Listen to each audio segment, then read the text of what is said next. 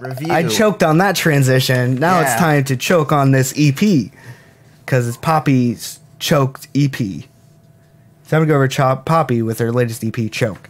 Poppy is an American singer, songwriter, actress, fashion model, and YouTuber. And cult leader. She rose to prominence while working with director and musician Titanic Sinclair, which is the greatest stage name ever, who helped her enhance her YouTube presence by making short performance art videos and music videos. There's a bunch of weird theories around the character and around her, whether she's a human or a robot or a creature of Satan or something like that. I don't really know. I don't really follow it. I'm more interested in the music aspect. She's a person who discovered that she can market herself by being weird and quirky. Music aspect. This is her final release with Mad Decent before she becomes an independent artist, and this new EP is kind of a different style for her because it mixes shades of metal and industrial with pop, which I think comes off actually pretty interesting. I think Jonathan and me kind of differ on this because I think Jonathan kind of relates more to the industrial moments on this, while I relate to more just everything all around. I relate more to so we were talking of going over these tracks. And you said your favorite like the last three, right? Mm-hmm. I like the first two and then the last one. So we at least agree on the last one. Last one isn't industrial. It's just that's just pop. Yeah. That's the one But it's good. Yeah, no, it's good. But that's like one of the more things where that feels like straight up Poppy's wheelhouse, or just like a plain pop wheelhouse, where everything else is kind of different. You get the shades of metal or industrial. Yeah. Choke and voicemail are very loud industrial. Choke, voicemail, and me are very loud industrial tracks with Scary Mask is. But they're loud and industrial, but there's still some notable pop elements. And her vocal performance fits. It fits the whole she has this whole the weird aspect of it. Yeah. And if you see some of the videos, she does the high pitched voice while doing weird, disturbing feigns, and that's what she's doing. That's her gimmick. She figured out that's how she can be popular. This seems to fit and feel more natural within that world than what you get in Meat and Scary Mask, where in Meat you have this really low, distorted voice just saying weird things. Yeah, that's Titanic Sinclair. Yeah, and then Scary Mask with the sudden bursts of metal and screaming, and it. I think I really like that because it's surprising, and I know you compared it to Baby Metal. Baby Metal. Does Baby Metal have other people that aren't the trio vocalists? Do they have a dude vocalist? I don't think so. Okay, but just the general it's the surprising. It's when there's metal and she's just doing her softer voice. It's it's Baby Metal. Yeah. It's the same knee jerk oh, that's off. That's not how that's supposed to be reaction. And to me it just feels like a cheap gimmick of being weird. I like it, but I also don't think it's more than just a few tracks. Yeah, and I feel I would like to see her do in the future. I think Fever 333 is okay. Their performance, not the actual vocalist on the track. Yeah. I think he's okay. But I wish I wish there wasn't any vocals besides Poppy on the track. Yeah. Because I feel it was just okay. It kind of takes away from the narrative of Scary Mask, how she's kind of hiding herself off, and you're never going to see the true her.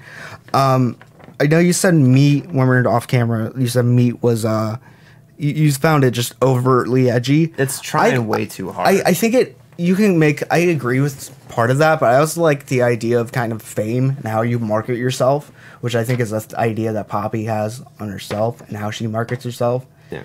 I think it applies really nicely. I feel like that's one of the moments where she combines the character of herself with herself really well. So you get both edges of the natural and character kind of combined together, which I think is really nice. Choik and Voicemail, I think, are just they just seem like legitimate Poppy. It's not that weird kind of blend, which is. I don't know. Here's the thing with Poppy is I don't know if I want to hear the character of her or if I just want to hear her. I want to hear her because this is something I've talked with other people about, and this is I don't know if we're supposed to which one is it aimed for because if we're supposed to hear her, why is her marketing with all the character and it's just that confusing. It's something to talk about with other people about various other artists and the idea of being weird. And there's two ways of being weird. There's artists who are weird for the sake of being weird because they know that they can market themselves that way. And to me, that's Poppy. That's the ant word.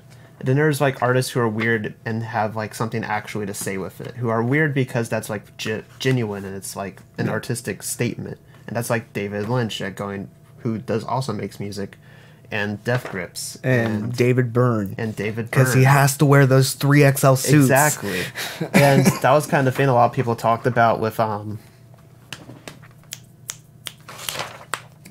Billie Eilish. Oh yeah. How like everyone's like complaining about like her aesthetic just feels like it's just like weird for the sake of weird, but then like with it actually feels a little genuine with her music. I think the music feels genuine. Yeah. I just feel like some of the outfits she wears is just kind of weird. That's about it. You can say the same thing with David Lynch because again he needs to wear those 3XL suits. David Byrne, you said Lynch. Oh god. But both of them, they share the same suits. Probably. But no, it's just, and with Poppy, it doesn't feel like she has a point behind it. Like there doesn't seem to be like any like real artistic drive behind it. It just feels like she learned that's how she can market herself. Yeah. I think earlier in her career where she had like tracks like Low Life, that was very evident where like the music did not match.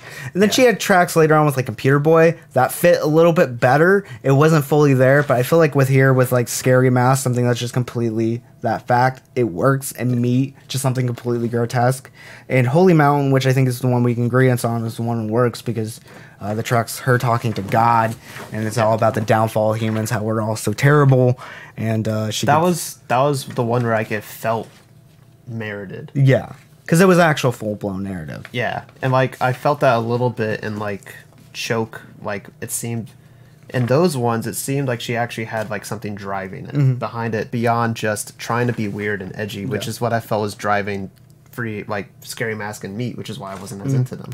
Choke and Voicemail, my biggest problems with that is like, actually no, my biggest problem with Voicemail is the line "Poppy's your mommy." I don't know why I can't take that serious. But like the song, it has an interesting idea because it's like, quote from her, "I don't let people leave voicemails on my phone. I have a mailbox always full so people can't leave messages." I thought it'd be an interesting idea to be writing a song about, so she has control over people that way. Yeah, it's an interesting idea. I don't like the "Poppy's your mommy" line. But Choke is like 2-minute song that runs on for 2 extra minutes that it shouldn't. Yeah, I can kind of see that. Because, like, I feel like all these are short and they have the natural progression. Like, even Voicemail, I feel like that has the natural progression, but Choke just runs on for 2 extra minutes, where I feel like some of these have those, like, surprising breakdowns, like Scary Mask and Meat, but Choke doesn't. And it just seems off in comparison to the rest of the album, or EP. But I had fun with this. I enjoyed it. And I think... Yeah, I had fun, but it's... Again, it has a lot of the issues that I have always had with Poppy and artists who do what she does. Yeah. I think it's a more transitional piece, and I'm going to rate it as sus. But it's not transitional away. Sus. I said thus, but it came out sus. I rate it sus. Okay, I thought you were like giving it its number rating. No. Like, okay. But it's not transitional away that like I feel like even Denzel Curry's Zoo was transitional in a way. Yeah. But it felt like he was able to make it more than that. With his performance, I don't think Poppy's able to do that in such a way. Keep in mind, those scores a few Talaminos right now. I'm feeling like a 7 on this. And goodbye, Gambino. Goodbye. We loved you well for those audio listeners. The internet's now dead. The internet's now dead. Stay Puft Marshall Man. You can now find our show on radio broadcast. And yeah, Stay Puft Marshall Man just dropped Childish Gambino for some reason. I have no idea because it's haunted. He's a spooky ghost. I'm giving it a 6 is what I was giving it. Okay. Yeah, it fell before I could say that. Yeah.